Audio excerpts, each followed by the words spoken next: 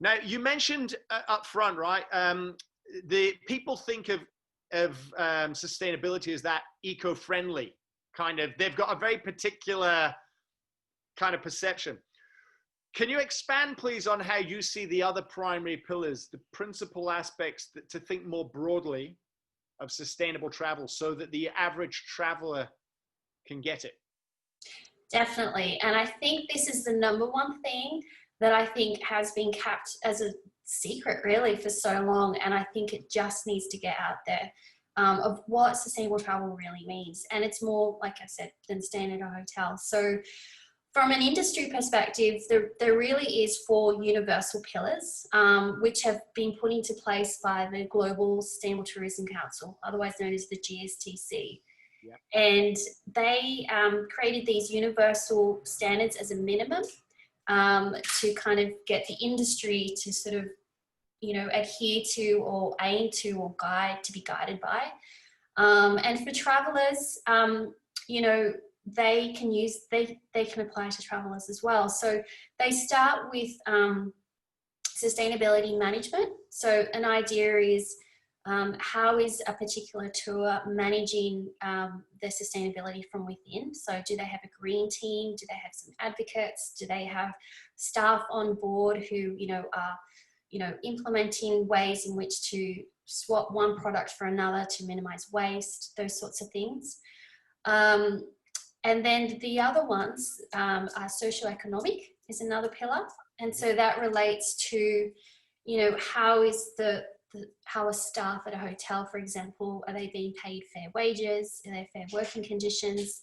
How is the community able to, you know, is your tourism dollars actually directly impacting and staying within the community that you're visiting? That's really important to know. And it's just about, I guess, supporting local communities economically. How can you do that, and learning how to do that? Some of the ways that I like to share with people that I do myself is, you know, visit local farmers markets. You're dealing direct with, you know, local people in that area. Doing things such as, you know, visiting a museum, buying some local artwork that's, you know, with local artisans.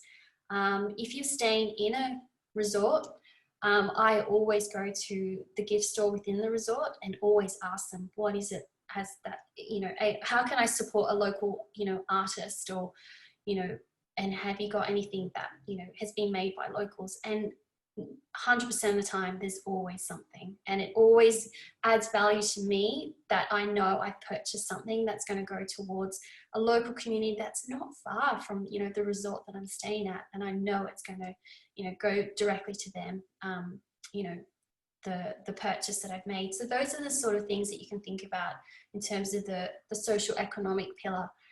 The next one is culture and heritage.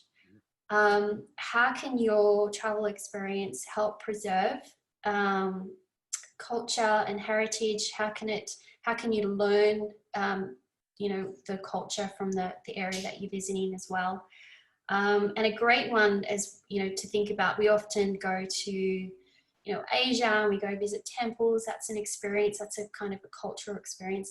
Indigenous experiences, I'm really quite, you know, excited to see a lot more interest in that as well, which is great. We can learn so much from an Indigenous experience and cultural experience. So how is your, you know, travel experience or tour or whatever it may be, how is it helping to preserve the culture and heritage of the community and the area that you're visiting? And the fourth pillar is the one that most people, you know, think of straight away when it comes to sustainable travel, and that's the environment. So we're talking the flora and fauna, we're talking natural habitats. How is your experience going to help, you know, again, provide conservation, or perhaps, you know, help support habitat of an area, or, you know, endangered animals, or those sorts of things, and how is it really minimizing? The idea is to minimize your environmental impact, but maximize the positive environmental ones. So how is your experience kind of doing that? And you'll find that the tour and the hotel companies that are doing this well are the ones that are adhering to these pillars of sustainable travel. The one that I often talk about, just from my own stance, is our food sources. So I kind of put that in. It is considered part of the environmental one, but I find that it's such an important thing as well that I feel like it should be another pillar of sustainable travel. And that is, how is our food being sourced? Where is it coming from? Are you consuming more plants than you are animal products? The effect of agriculture on the environment is just as massive, if not massive, than the travel and tourism industry. So that's a really important one as well, and that's one that I advocate for as well. So those are sort of the minimal, sort of universal pillars that the GSTC created quite a few years ago now. And most of the travel tourism industry sort of adhere to them. Most of the consumers have never even heard of them. Well, in fact, I would say they probably haven't. Yeah. I think you articulate them well, though. What I love is you've given some very practical, down-to-earth examples that are aligned with those pillars, even as an individual. Yeah, so that's what I try and do. Yeah, I try and, there's, within the GSTC criteria, they've got standards for both the industry and destinations. And within those, they've got, I think, they've got so many different, criteria standards within those subcategories. The average consumer doesn't want to know, or really doesn't have time to kind of understand it. It's about simplifying it and putting it into really practical steps.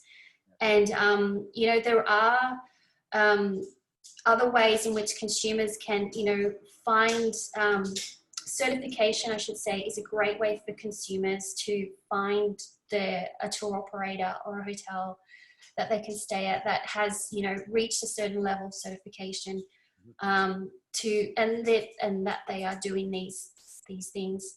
And so here in Australia, you've got ecotourism is one of them, and we're also got EarthCheck. And I'm really excited because I've recently signed up to an agreement with EarthCheck, the Sustainable Traveller, and EarthCheck to be able to promote and feature all their certified destinations, hotels on the platform, so that consumers can find, travellers can find these details, these places to stay, these tours to take so much more easier. And I think that's going to really help. And I think that's been missing for quite some time.